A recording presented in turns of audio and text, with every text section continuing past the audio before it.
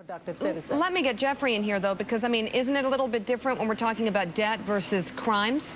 Nika, you're absolutely right. This is the most silly, dangerous, and irresponsible legislation that's coming out of Ohio. What, are you kidding me? If you're dumb enough, stupid enough to do a crime 3 times or more, you don't deserve any breaks. You don't deserve to have your record sealed. You don't deserve protection by the law. If that's the way you act, repeat offenders repeat.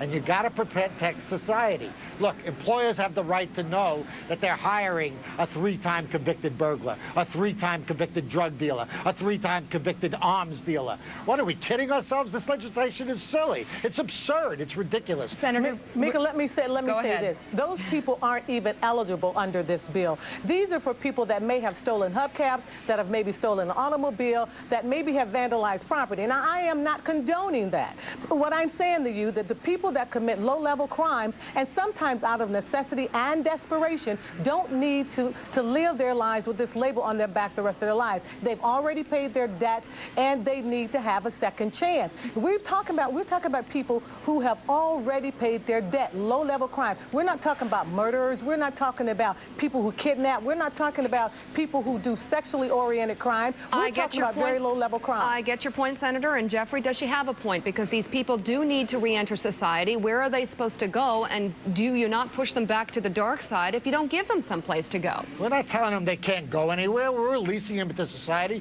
We just want the employers protected. If you do the crime, you have to do the time. And you don't get any benefits, and you don't get any resolve out of it. You don't get discounts on it. You don't get to have us protect you after you get out. We don't reinforce the criminality of what you've done. You take the consequences for what you've done, and those are the consequences. Okay, Jeffrey Steinberger and State Senator Shirley Smith, a controversial issue. Thank you both for coming on today. Thank you very much. Interesting.